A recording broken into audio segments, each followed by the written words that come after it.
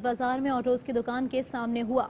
Bureau chief Mustafa Khan Tareen हमारे साथ हैं, उनसे जान लेते हैं कि उनके पास क्या डिटेल्स हैं इस मुतालिक। बताइएगा मुस्तफ़ा। देखिए जी, ये धमाका तुर्बत बाजार में उस वक्त हुआ जब बाजार में इंतहाई रास्ता और एक ऑटो शॉप के सामने ये धमाका हुआ और मोटरसाइकिल में नस बम फटने से हुआ। पुलिस हुकाम का कहना है कि आईईडी बम के जरिए धमाका किया गया, जिसके नतीजे में जो दुकान थी वो मुकम्मल तौर पर जलकर खाकसर हो गई, जबकि अब तक की इतलात के मुताबिक एक जाम बहक जबकि 7 अफराद जख्मी हैं। जख्मियों में से 2 की हालत तशवीशनाक बताई जा रही है। इस सिलसिले में पुलिस हुकाम का कहना है कि चाहे धमाका से शवाहिद इकट्ठे कर लिए गए हैं और तहकीकात की जा रही है, लेकिन अब तक ये मालूम न हो सका कि इस धमाके का हदफ क्या था। सही, आपने आगाह किया, बहुत शुक्रिया मुस्तफ़ा। वज़ीर आला बलूचिस्तान जाम कमाल खान ने तुर्बत धमाके की मजम्मत करते हुए दहशतगर्दी में जानी नुकसान पर दुख और अफसोस का इजहार किया है। वज़ीर आला ने कहा कि बेगुनाह लोगों का खून बहाने वाले सख्त सजा के मुस्तहिक हैं। मुल्क दुश्मन अनासिर के एजेंडे को कामयाब नहीं होने देंगे। बलूचिस्तान में तरक्की और अमन का अमल हर सूरत जारी रहेगा। चंद अनासिर बदअमनी फैलाकर सूबे को पसमानदा रखना चाहते हैं। वज़ीर आला ने हिदायत की कि जख्मियों को इलाज की बेहतरीन सहूलतें फराहम की जाएं। पुलिस और सिक्योरिटी इदारे हिफाजती इक़दाम को मजीद मुअस्सर बनाएं और दहशत गर्द अनासिर और सरपरस्तों के खिलाफ भरपूर कार्रवाई की जाए। FIA इंसदादे दहशत गर्दी विंग की कराची में कार्रवाई। हवाला हुंडी का दूसरा खुफिया बैनुल अक़वामी नेटवर्क पकड़ लिया। FIA हुकाम का कहना है कि मुल्क दुश्मन अनासिर को फंड्स पहुंचाने वाला मुलजिम जुनेद को दोराजी से गिरफ्तार किया गया। मुलजिम हवाला हुंडी के आलमी नेटवर्क का कारिंदा है, मनी एक्सचेंज कंपनी का मैनेजर है। भारतीय एजेंसी रॉ के स्लीपर सेल्स को कराची में रकम फराहम की जाती थी। रकम दहशतगर्दी, टारगेट किलिंग, हथियारों की खरीदारी में इस्तेमाल होती थी। हवाला हुंडी का एक नेटवर्क पहले भी पकड़ा जा चुका है। मुलजिम जुनेद के दीगर साथी दुबई से हवाला हुंडी का सिस्टम चला रहे हैं। सुप्रीम कोर्ट ने पेशावर हाई कोर्ट का 196 दहशतगर्दों की रिहाई का हुक्म मुअत्तल कर दिया। वफाकी हुकूमत से दहशतगर्दों के मुकदमात की तफसीलात तलब कर ली। जस्टिस काजी अमीन ने रिमार्क्स देते हुए कहा, फौजी अदालतों से ट्रायल के बाद मुजरिमान को सजा हुई। हर केस के अपने शवाहिद और हकायक हैं। क्या मुजरिमान रिहाई के फैसले के बाद जेलों में हैं? एडिशनल अटॉर्नी जनरल ने कहा, मुजरिमान जेलों में हैं। अदालत हाई कोर्ट के फैसले को मुअत्तल करे। अदालत ने तमाम फरीकैन को नोटिस जारी करते हुए केस की समाअत जुमे तक मुलतवी कर दी। कराची में इंसदादे दहशत गर्दी की अदालत ने कालादम तंजीम दाइश की फंडिंग के जुर्म में दहशत गर्द जैन शाहिद को 10 साल कैद का हुक्म दिया। बात करेंगे, हमारे नुमाइंदे फैजुल्ला खान हमारे साथ हैं। फैज, क्या डिटेल्स हैं? जी बिल्कुल, ATC ने दौलत इस्लामिया से मुंसलिक दहशत गर्द जैन शाहिद को 10 साल कैद का हुक्म दिया है। CTD पुलिस के मुताबिक इसका ताल्लुक कलदम तंजीम दाइश से था और पुलिस ने इसको रंगे हाथ गिरफ्तार किया। इसके कब्जे से चंदे की पर्चियां भी बरामद हुई हैं। नाजमाबाद के इलाके से इसके गिरफ्तार किया गया है और पुलिस के मुताबिक इसके दूसरे साथी आतिफ के लिए छापे मारे जा रहे हैं और इसके खिलाफ CTD में मुकदमा दर्ज किया गया था और इस मुलजिम के कलदम तंजीम दाइश के साथ ताल्लुकात थे और उसके लिए ये कराची में फंडिंग जमा करता था। जी बहुत शुक्रिया फैज आपका। आगे बढ़ते हैं। फैसलाबाद और मुल्तान समेत पंजाब के मुख्तलिफ शहरों में तूफानी बारिशों से तबाही, छतें गिरने के मुतअद्दिद वाक़यात में 15 अफराद लुक़मा अजल बन गए और कई जख्मी हो गए।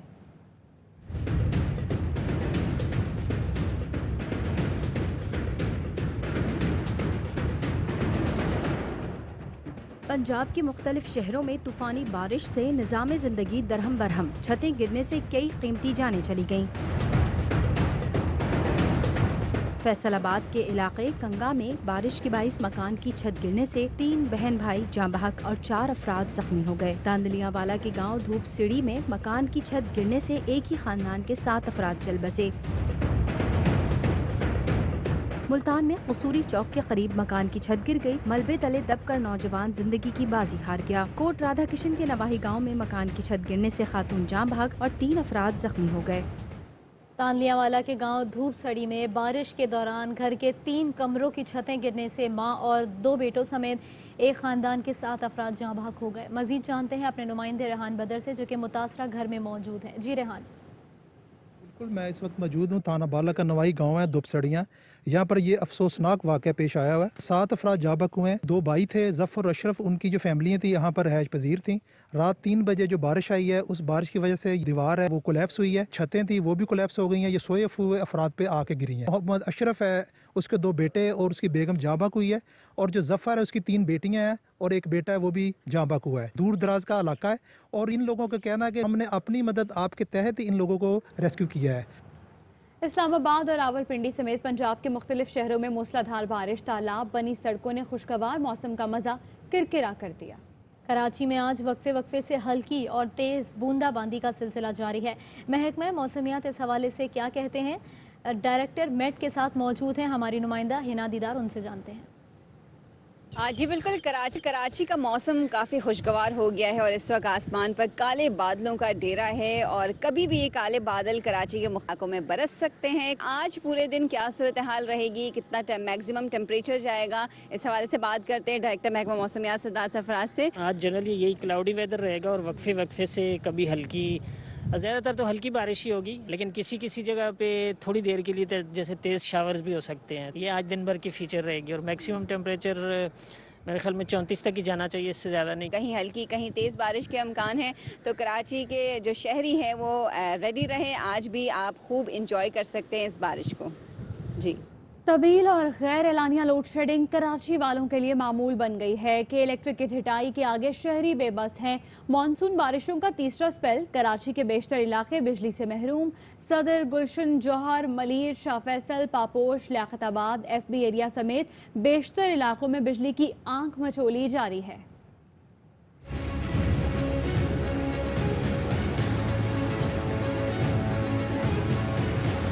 से कराची में गैर एलानिया लोड शेडिंग का खात्मा कर दिया जाएगा।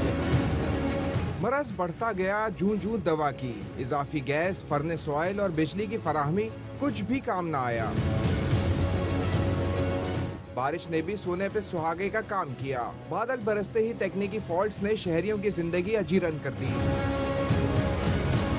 कहीं लो, कहीं हाई वोल्टेज और कहीं तो सिरे से बिजली ही गायब। सदर, सोल्जर बाजार, old city area, Malir, Shah Faisal, model colony में 6 से 8 घंटे की लोड शेडिंग। गुलशन, इकबाल, दस्तगीर, पापोश, फेडरल बी एरिया में भी कई घंटे बाद भी बिजली बहाल न हो सकी। अजियत की शिकार है, बहुत अजियत की शिकार। रात में जब सोने का टाइम है तो उस टाइम लाइट चली जाती है, बहुत परेशानी हो रही है। शदीद हब्स में तवील लोड शेडिंग के अजाब को झेलते शहरी भारी भरकम बिल्स आने पर सरापा एहतजाज है।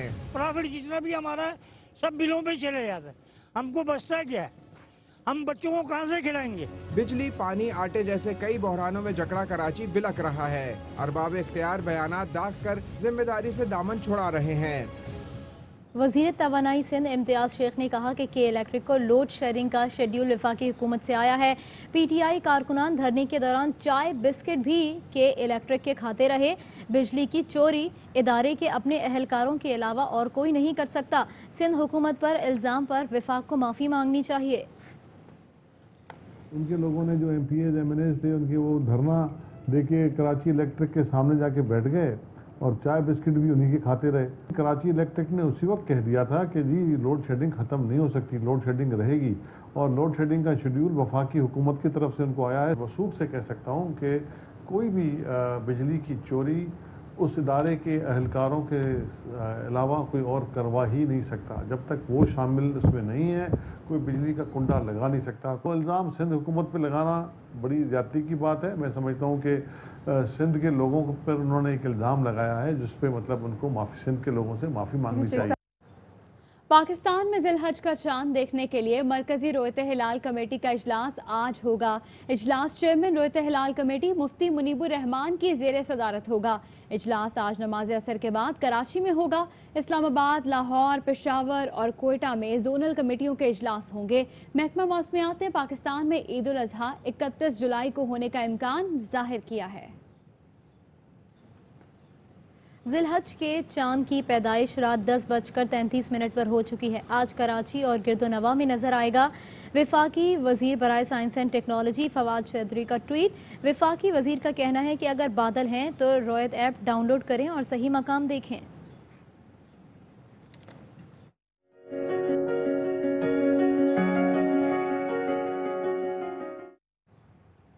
दो बूंद अपने बच्चों की खातिर, अपने घर की खातिर 2 बूंद पाकिस्तान की खातिर। मुल्क के मखसूस अजला में इंसदादे पोलियो मुहिम दूसरे रोज भी जारी है। पोलियो वर्कर्स मुकम्मल SOPs के साथ घर घर जा रहे हैं। इस मौके पर सिक्योरिटी के भी सख्त इंतजाम किए गए हैं।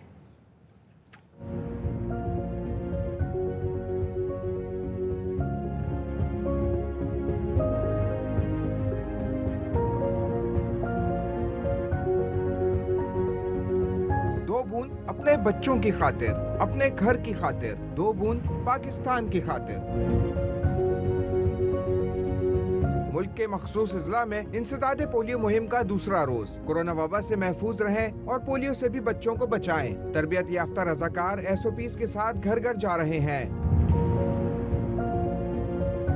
कराची में बल्दिया, औरंगी, नॉर्थ नाजमाबाद और लियाकताबाद में 2,60,000 बच्चों को इंसदादे पोलियो के कतरे पिलाए जा रहे हैं। रवां साल सिंध भर में 20 बच्चे पोलियो का शिकार हो चुके हैं। लाहौर में 6 यूनियन काउंसिल्स में बच्चों को इंसदादे पोलियो के कतरे पिलाए जा रहे हैं। पोलियो वर्कर्स ने अपील की है कि वालिदैन ताउन करें।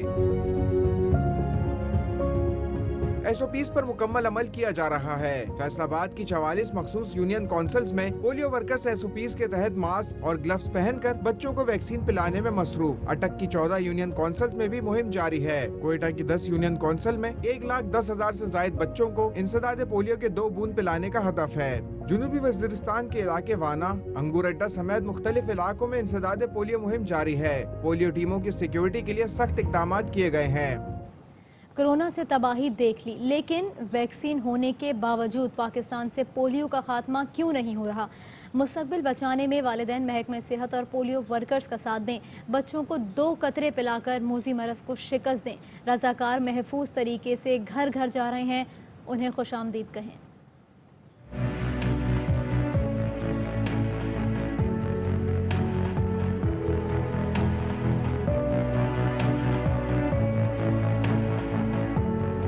दुनिया भर ने पोलियो से निजात पाली, अब पाकिस्तान की बारी है। बच्चों को 2 बूंद पिलाएं, मुल्क बचाएं।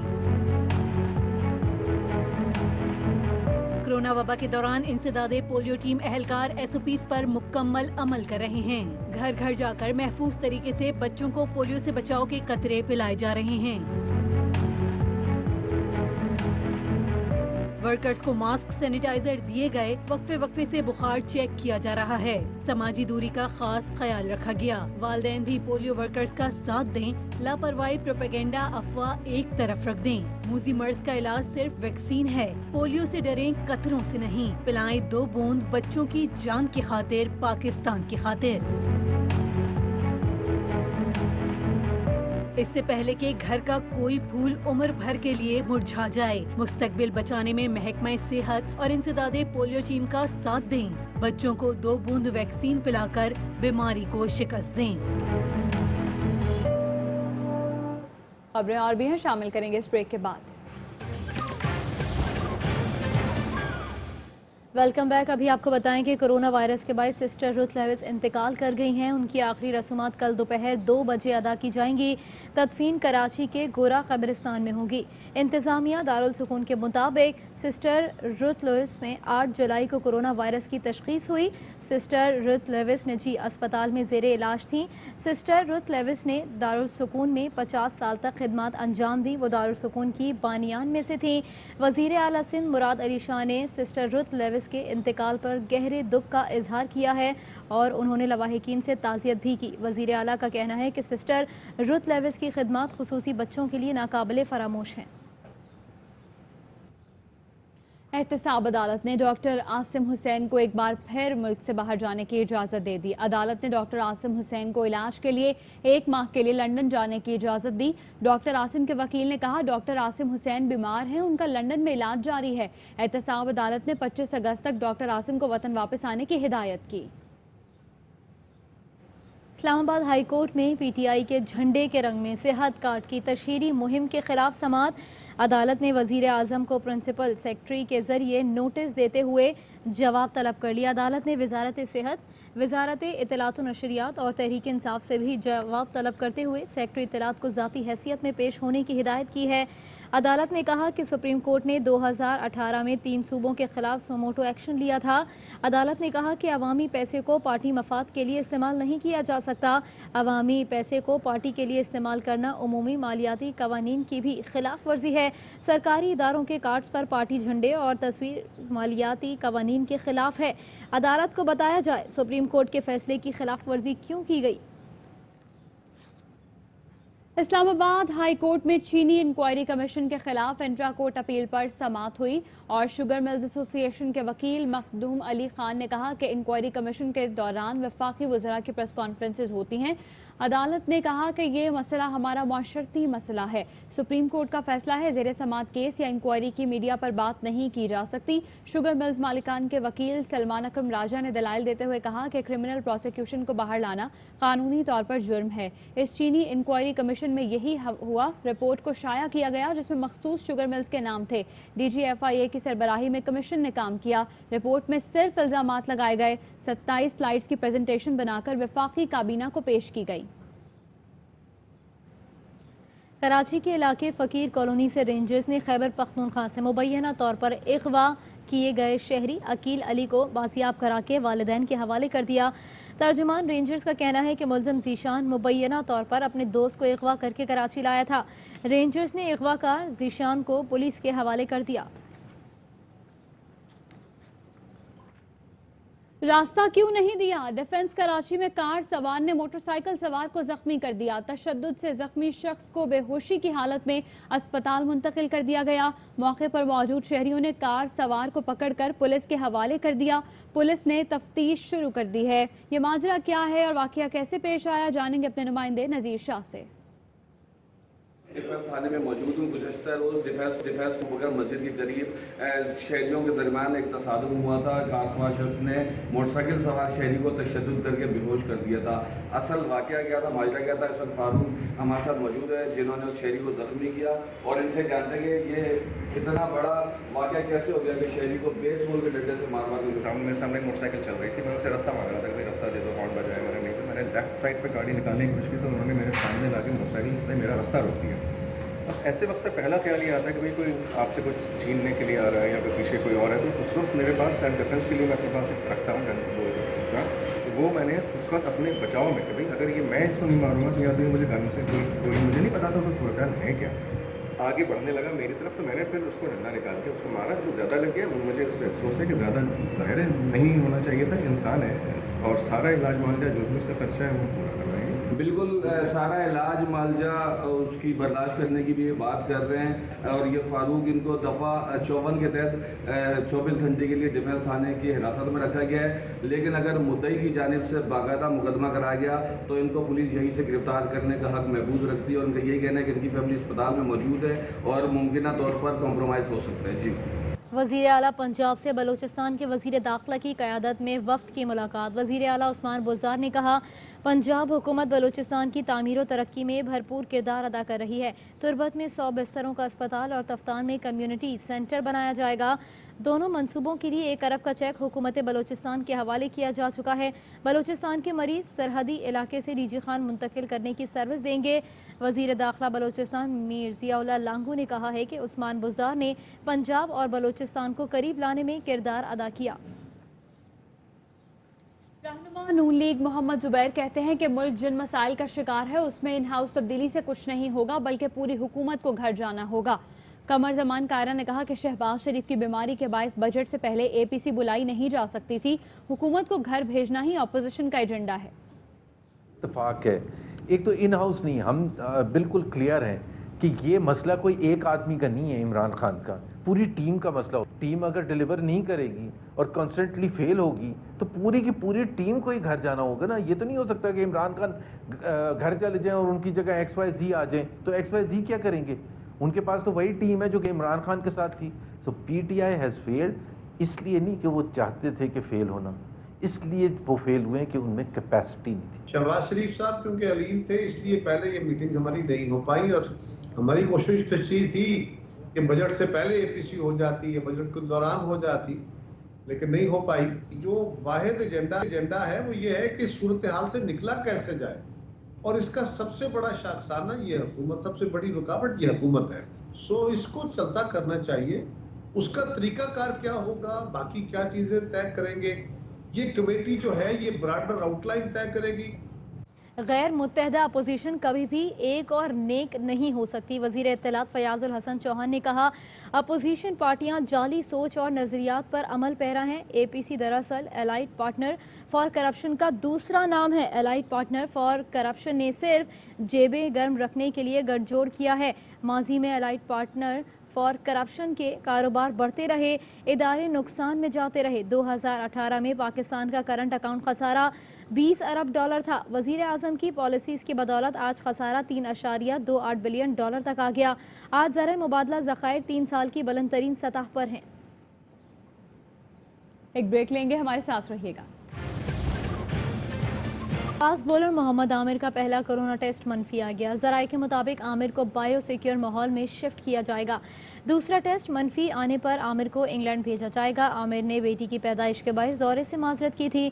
ताहम हारिस रऊफ का टेस्ट मस्बत आने के बाद मोहम्मद आमिर को टीम में शामिल करने का फैसला किया गया है।